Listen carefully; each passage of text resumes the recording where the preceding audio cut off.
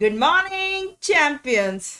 Sleepy हो तो फटाफट से जाग जाओ क्योंकि आज हम स्टार्ट करने जा रहे हैं क्लास 8th का SST, that is natural resources and there uses. बहुत प्यारा सा चैप्टर है। आपको ऑलमोस्ट सारी चीजें पता हैं, बस आपको अच्छे से आंसर्स क्यूरेट करना आना चाहिए और पूरे के पूरे फुल मार्क्स इस चैप्टर में आपको पक्के।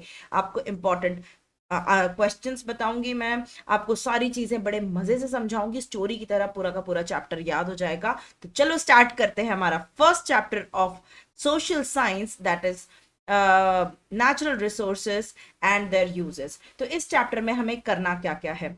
फर्स्ट थिंग जो हमें पता होनी चाहिए वो है how do we categorise natural resources. सबसे पहले हम नेचुरल रिसोर्सेज होते क्या है पढ़ेंगे, फिर हम पढ़ेंगे कि उसको कैटेगराइज कैसे करते हैं, क्या क्या टाइप्स होते हैं इसके। Then what is the connection between the distribution of natural resources and their different aspects of life. तो नेचुरल रिसोर्सेज किस तरह से डिस्ट्रीब्यूट हुए हैं, उसके हमारे लाइफ पे क्या क्या इम्पैक्ट है, what are the implications of unsustainable use, यानी कि हमें नेचुरल रिसोर्सेस मिले हैं लेकिन हम उसको ठीक से यूज नहीं कर रहे हैं, तो उसका क्या क्या इम्प्लीकेशंस है, उसका क्या क्या इम्पैक्ट है। And over exploitation of natural resources, यानी कि हमें पानी मिल रहा है तो हम बहा रहे हैं, हमें हवा मिल रही है तो हम पोल्यूशन कर रहे हैं, हमें फॉरेस्ट मिला है तो हम ट्रीज काट काट के फर्नीचर बना रहे हैं। तो ये क्या कहलाता है? Over exploitation. तो ये सारी चीजें हम पढ़ेंगे कि जब हम हमारे नेचुरल रिसोर्सेज को ओवर एक्सप्लॉइट करते हैं तो क्या क्या होता है। ठीक है। So first thing, when does nature become a resource. सबसे पहले तो हमें यह पता होना चाहिए कि नेचर क्या है। नेचर क्या है? जो भी हमारे आसपास है वो सारी चीज नेचर है। नेचर यानी तुम्हारा नेचर, मेरा नेचर नहीं कि तुम बड़े समझदार हो और पढ़ाकू हो और बहुत प्यार से बात कर रही हो, ये तुम्हारा नेचर हुआ। लेकिन अगर हम नेचर की बात करें तो ये हमारा एनवायरनमेंट की बात चल रही है जब हम ज्योग्राफी में बात करते हैं तो।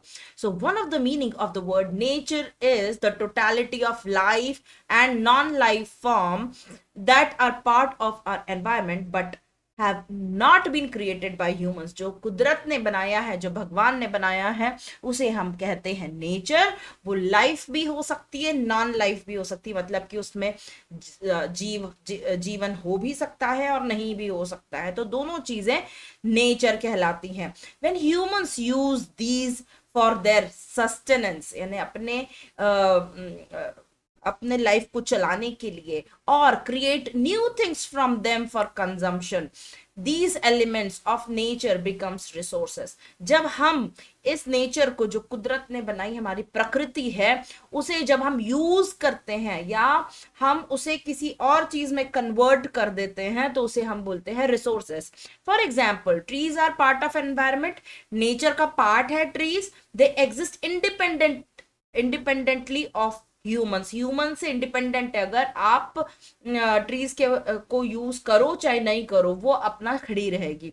When we cut them and convert their wood into furniture, we see the trees as resources. जब तक हम उसे यूज नहीं कर रहे हैं वो हमारा कोई रिसोर्स नहीं है। जैसे ही हम उसको काट के हमने एज अ ट्री यूज करने के लिए ले लिया तो वो हमारा रिसोर्स बन गया। मतलब कि जो भी चीज हमारे काम की है, जिसे हम यूज कर सकते हैं या तो कन्वर्ट करके या डायरेक्टली, तो वो हो जाता है हमारा रिसोर्स। ठीक है।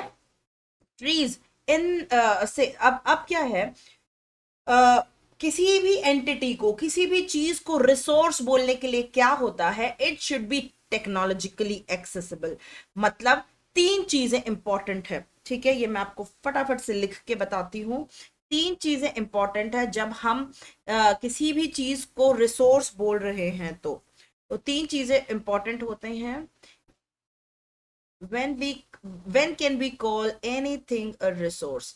सबसे पहले कि अगर फॉर एग्जाम्पल कि कहीं पे पेट्रोल मिल रहा है, ठीक है, हम अब उस पेट्रोल को निकालने के लिए, सी बेड से निकालने के लिए हमारे पास टेक्नोलॉजी होनी चाहिए, मतलब कि हमारे पास वो मशीन्स होनी चाहिए। तो टेक्नोलॉजिकली एक्सेसिबल होना चाहिए, मतलब कि हमारे पास ऐसी कोई मशीन्स होनी चाहिए जिससे हम उसे निकाल सके। इकोनॉमिकली फीजिबल यानी हमारे बजट में होनी चाहिए। ऐसा नहीं होना चाहिए कि उस रिसोर्स से जितना पैसा बनने वाला है या जितना वो उसका यूज है उससे कई ज्यादा उसको निकालने में लग जाए, तो फिर कोई मतलब का नहीं है। तो वो इकोनॉमिकली फीजिबल होना चाहिए एंड कल्चरली एक्सेप्टेबल। मतलब कि अगर कोई भी रिसोर्स अगर कल्चरली एक्सेप्टेबल नहीं है तो वो हम यूज नहीं कर सकते। कल्चरली एक्सेप्टेबल यानी कि हम लोगों के कल्चर से मैच होना चाहिए। मतलब कि ऐसा नहीं होना चाहिए कि इट इज एंटी ह्यूमन। कोई भी चीज अगर एंटी ह्यूमन है, एंटी कल्चर है, तो फिर वो चीज हमारा रिसोर्स नहीं कहलाएगी। तो क्या तीन चीजें होती है? टेक्नोलॉजिकली एक्सेसिबल, इकोनॉमिकली फीजिबल और कल्चरली एक्सेप्टेबल। अब यहाँ एक वर्ड लिखा हुआ है एक्सप्लॉयटेशन। एक्सप्लॉयटेशन का ऐसे अगर वर्ड यूज किया देखा जाए तो वो नेगेटिव वर्ड होता है कि हम किसी को एक्सप्लॉइट कर रहे हैं। मतलब कि तुम्हारी फ्रेंड तुम्हारे से तुम्हारे साथ फॉर एग्जाम्पल तुमको स्कूटी पे बिठा के लेके जाती है, ठीक है, बाइक पे लेके जाती है घर। अब वो तुमको एक्सप्लॉइट कर किस तरह से कर सकती है कि वो तुमसे सारा होमवर्क करवा ले, तुमसे सारे प्रोजेक्ट्स करवा ले इस तरह से तुमको। क्यों? क्योंकि तुमको उसकी गरज है। क्यों गरज है? क्योंकि तुम्हें उसके साथ रोज स्कूटी पे बैठ के स्कूल जाना है। Sorry.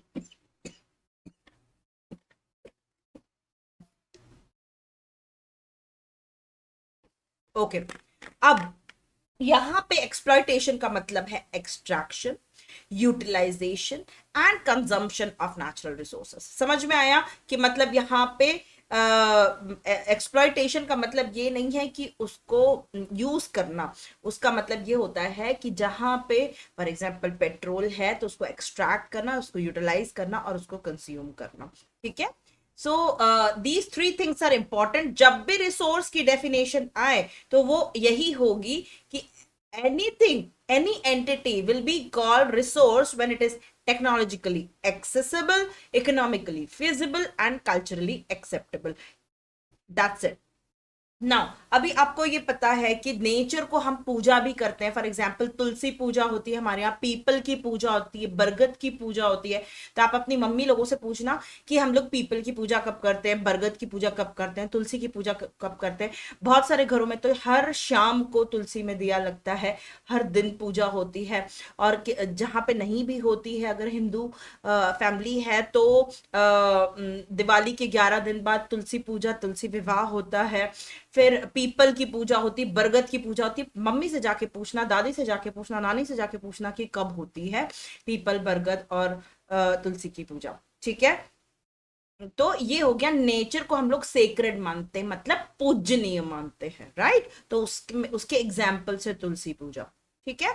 Next, categories of natural resources. अभी हमें ये तो समझ में आ गया कि नेचुरल रिसोर्सेज क्या होते हैं, जो नेचर में पाए जाते हैं और जो हमारे काम के होते हैं, जो टेक्नोलॉजिकली एक्सेसिबल होना चाहिए, जो इकोनॉमिकली फीजिबल होना चाहिए और कल्चरली एक्सेप्टेबल होना चाहिए। लेकिन इसकी कैटेगरीज क्या क्या होती हैं, तो अगर हम इसको देखें तो one of the ways we could categorise natural resources is based on the uses we put them to. मतलब तीन तरीके के यूजेस होते हैं, which is essential for life, which is source of materials and which is source of energy। तीन तरीके। दो चीज क्या हो गया? सोर्स है, source of material, source of energy. दो चीज याद हो गई। तीसरी है essential for life. For example natural resource का पहला जो कैटेगरी है वो है resources which are essential for life। So life could not exist on earth without air, water and food। ठीक है। तो ये essential है, मतलब इसके बिना हमारा काम नहीं चल सकता। हमें एयर कहाँ से मिलती है? एटमॉस्फेयर से मिलती है। पानी कहाँ से मिलता है? रिवर्स और पॉन्ड्स से मिलता है। अब तो हम बोरिंग भी करवा लेते हैं, बोरवेल से मिलता है, वेल्स से मिलता है। फूड कहाँ से मिलता है? कल्टीवेशन से, यानी कि हम लोग उसकी खेती करके निकाल लेते हैं सॉइल के ऊपर। ठीक है। तो ये सारी चीजें असेंशियल फॉर लाइफ। ठीक है। नेक्स्ट है रिसोर्स फॉर मटेरियल। मतलब कि जिससे हम फिजिकल ऑब्जेक्ट बना सकते हैं। फॉर एग्जाम्पल वुड से हम फर्नीचर बना सकते हैं, मार्बल से हम मंदिर बना सकते हैं या हमारी टाइल्स लगा सकते हैं, कोल को हम डायरेक्टली जला के उससे इलेक्ट्रिसिटी प्रोड्यूस कर सकते हैं, कुकिंग कर सकते हैं। एंड गोल्ड तो आपको पता ही है कि गोल्ड को हम पहन सकते हैं, diamond, everything, all these things are resources, ठीक है, जो हमें नेचर देता है, ठीक है। नाउ रिसोर्सेज फॉर एनर्जी, जैसे आप इलेक्ट्रिसिटी है, इलेक्ट्रिसिटी अगर आपको प्रोड्यूस करनी है तो आप कोल से भी कर सकते हो, नेचुरल गैस को जला के भी कर सकते हो, पेट्रोल से भी कर सकते हो, और पानी से भी कर सकते हो। पानी से कैसे कर सकते हो? डैम बना के। सनलाइट से कैसे कर सकते हो? सोलर पैनल्स लगा के। विंड से कैसे कर सकते हो? विंड मिल लगा के, ठीक है। तो एक ही एनर्जी है, उसको हम इतनी सारी तरीके से प्रोड्यूस कर सकते हैं, और हर एक तरीका नेचुरल रिसोर्स होता है, ठीक है। नाउ ये बहुत इंपॉर्टेंट क्वेश्चन है, renewable and non renewable resources. ये आप पहले भी पढ़ चुके हो, लेकिन अभी आपको काफी अच्छे से पढ़ना है, ठीक है, क्योंकि ये क्वेश्चन बनेगा ही, गारंटेड ये क्वेश्चन आएगा, ठीक है। सो फर्स्ट वे क्या था, कि हम किस तरह से नेचुरल रिसोर्सेस को यूज कर रहे हैं। तो पहली चीज क्या थी? Essential for life, source of material and source of energy, ये तीन थे। अब क्या है? The second way of categorising natural resources could be based on whether they are renewable और नॉन रिन्यूएबल, ठीक है। अभी इसको समझते हैं, रिन्यूएबल और नॉन रिन्यूएबल क्या होता है, ठीक है। A general principle of nature is that it functions in restorative and regenerative way. अब रेस्टोरेशन क्या होता है? It is a process of returning something to its original healthy state if it has been degraded और damaged. Nature heals, renews and maintains herself over time. A cut on your skin will naturally heal. A forest recovers after a wildfire. ठीक है, ये हो गया restoration. Restoration क्या है? For example आपने देखा होगा कि अगर आपके घर में पौधे लगे तो आप कटिंग करते हो उनकी, कि बहुत ज्यादा बढ़ गए तो कटिंग करते हो, वो वापस से उग जाता है, ठीक है। तो ये होता है कि नेचर की एक नेचुरल टेंडेंसी होती है कि वो वापस से अपने आप को हील करके और रिन्यू कर लेता है, और इस प्रोसेस को कहते हैं रेस्टोरेशन, ठीक है। अगर आपको चोट लग गई तो जिंदगी भर तो वो कट नहीं रहता, वो ठीक हो जाता है। कैसे ठीक होता है? वो अपने आप हील हो जाता है, रिन्यू हो जाते हैं, वहां पे नए सेल्स बन जाते हैं, दैट इज कॉल्ड रेस्टोरेशन। तो रेस्टोरेशन क्या हुआ? ओरिजिनल स्टेट पे वापस जाना का। अगर कोई डैमेज हो गया है, फॉर एग्जाम्पल अगर वाइल्ड फायर लग गई है, तो उसके बाद फॉरेस्ट अपने आप थोड़े दिन बाद उग जाता है, तो वो है नेचुरल हेल्दी स्टेट में वापस जाना, ठीक है। That is original healthy state में वापस जाना। कब? जब वो ऑलरेडी डैमेज हो चुका है, ठीक है। कोई चीज डैमेज हो चुकी है या डिग्रेड हो चुकी है, फिर वो वापस से रिस्टोर कर रही है अपनी ओरिजिनल हेल्दी स्टेट में। ये हो गया फर्स्ट। सेकंड होता है regeneration, goes beyond restoration. It is about nature's ability to create new life and conditions for thriving. For example regeneration यानी कुछ नया बना देना। फॉर एग्जाम्पल कि जब पतझड़ होता है, ऑटम सीजन में जब पतझड़ होता है, पत्ते सारे गिर जाते हैं। अब ये तो खराब हो गया पूरा ट्री, लेकिन जब वो गिरेंगे तो वो सॉइल के अंदर गिरेंगे, फिर वो टूटेंगे, डिग्रेड होंगे, और उसके अंदर और अच्छे ऑर्गेनिजम्स पैदा हो जाएंगे। तो वो क्या हुआ? रेस्टोरेशन से भी आगे हो गया, यानी कि नेचुरल स्टेट से भी बेटर अब वो सॉइल और ज्यादा फर्टाइल हो गई है, और ज्यादा अच्छी हो गई है, राइट। तो ये है कि कुछ न्यू लाइफ क्रिएट कर देना, न्यू कंडीशंस क्रिएट कर देना नेचुरल रिसोर्सेस के अंदर, इज कॉल्ड रीजनरेशन, यानी कि नया कुछ जनरेट कर लेना, राइट। सो रेस्टोरेशन और रीजनरेशन, ये दो फंक्शंस पे काम करता है नेचर, ठीक है। मतलब कि वो अपने आप को ओरिजिनल स्टेट में भी लेके आ जाता है और कुछ बेटर भी करता है। ये दो चीजें हो गई, रेस्टोरेशन और रीजनरेशन। अब आया हमारे मुद्दे की बात की रिन्यूएबल रिसोर्सेस क्या होते हैं। Renewable resources exhibit these characteristics over time. Most of India has abundant sunshine in nature. In the natural course, rivers are fed regularly by rain and melting glaciers. Forests renew themselves. Soil replenishes itself through natural processes and so on. मतलब कि ये सारी चीजें अपने आप चल रही हैं, अगर इंसान इनको छेड़छाड़ ना करे तो अपनी प्रकृति तो बढ़िया चल रही है, कोई भी प्रॉब्लम नहीं है।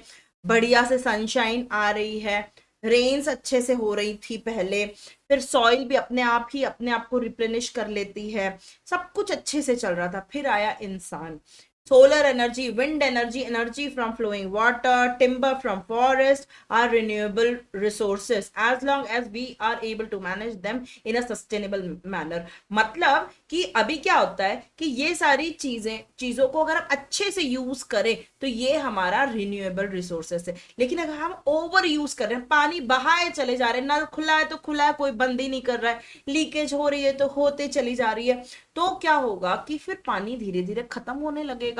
और हमारी पॉपुलेशन तो बढ़ती जा रही, तो डिमांड तो ऑलरेडी बढ़ रही, फिर आप उसको ठीक से सेव वाटर भी नहीं करोगे। सेव वाटर के ऊपर केवल आप प्रोजेक्ट्स बना लेते हो लेकिन खुद वाटर सेव नहीं करते हो, तो फिर आपको बाद में पानी भी नहीं पीने को मिलेगा। अभी तो बिस्लरी में फिर भी 10-20 रुपए का मिल रहा है, फिर तो आपको शायद खरीदने पे भी ना मिले पानी अगर 1-2 जनरेशंस के बाद, राइट। सो अभी इट इज वेरी इंपॉर्टेंट कि नेचुरल रिसोर्सेज को हमको प्रोटेक्ट या कंजर्व करना है, ठीक है। However for them to remain renewable, यानी कि वो फिर से रिन्यू होता है, रोज का ही चलता है, रोज सनशाइन आती है, जब पानी गिरता है तो वाटर बेड बढ़ जाता है, सॉइल रिप्लेनिश कर सकते हैं, मतलब ये रिन्यू हो सकता है, रिन्यूएबल, ठीक है। लेकिन अगर हम एक ही कंडीशन पे ये रिन्यूएबल होगा कि जो नेचुरल रिदम है रेस्टोरेशन और रीजनरेशन की, जो हमने पिछले स्लाइड में पढ़ा था, उसको कोई डिस्टर्ब ना करे, मतलब इंसान बीच में ना आएगा, तो ये सारी चीजें अपने आप अच्छे से चलती रहेंगी। If we harvest timber faster than the forest can grow trees, अब आप ये बताओ कि अगर टिम्बर को हम काटते ही चले जाएंगे और ट्रीज ग्रो भी नहीं कर रहे हैं, और अगर ग्रो कर रहे हैं तो जैसे 10 काटेंगे तो एक ग्रो करेगी, तो किसी काम का है क्या? तो वो किस तरह से फिर वो अपने आप को रिप्लेनिश करेगा? तो अगर हम इस तरह से करेंगे तो इवेंचुअली फॉरेस्ट डिप्लीट हो जाएगा। Scientists have shown that through irresponsible human actions, many of the nature cycles have been disturbed. Of course, हम देख ही रहे हैं, हमारे दादी नानी लोग क्या बताती हैं कि पहले इतनी गर्मी नहीं पड़ती थी, अब बहुत ज्यादा गर्मी पड़ती। आजकल कोई भी सीजन टाइम पे नहीं आता है, कभी भी बारिश हो रही है, कभी भी समर्स हो रहा है, कभी भी विंटर्स आ रहा है, सारा कुछ तो भी साइकिल्स हो गई है। क्यों डिस्टर्ब हो गई है? बिकॉज ह्यूमन एक्टिविटीज की वजह से, ठीक है।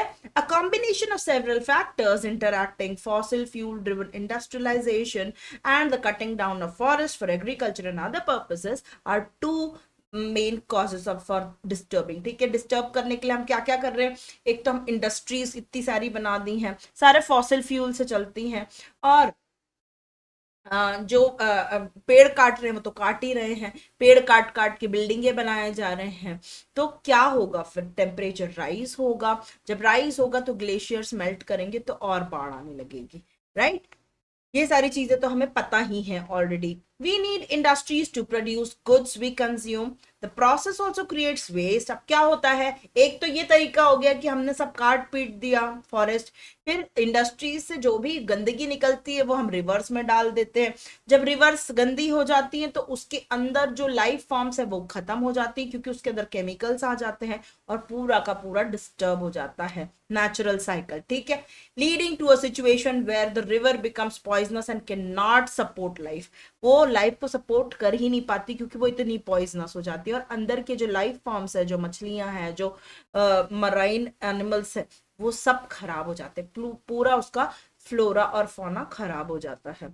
अब ये तो हो गया रिन्यूएबल, जो रिन्यू होती है, हो सकती है हम गड़बड़ा रहे हैं इसीलिए बहुत स्लो हो गया है, सारा चीजें डिस्टर्ब हो गया है, लेकिन कुछ होते हैं जो नॉन रिन्यूएबल होते हैं।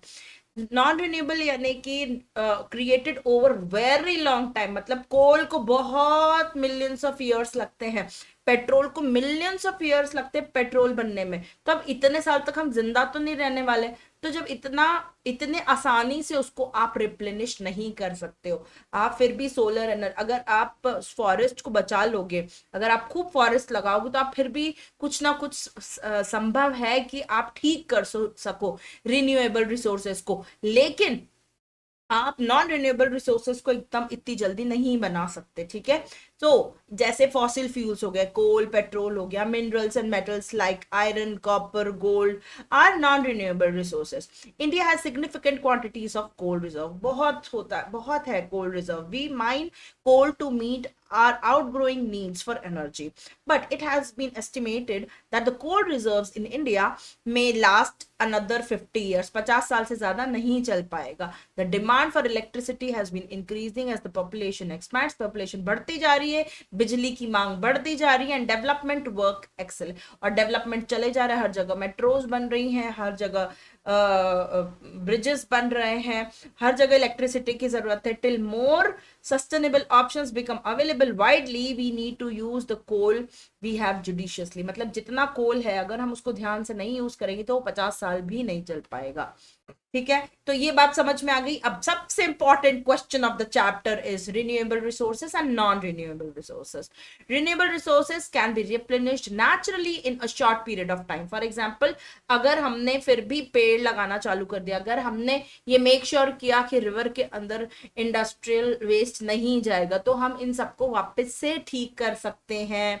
लेकिन नॉन रिन्यूएबल रिसोर्सेस इतनी जल्दी नहीं कर सकते हैं. ठीक है, और रिन्यूएबल क्या होता है? Available continuously if used wisely. अगर हम ध्यान से यूज करेंगे तो उसको कंटिन्यूसली कर सकते हैं.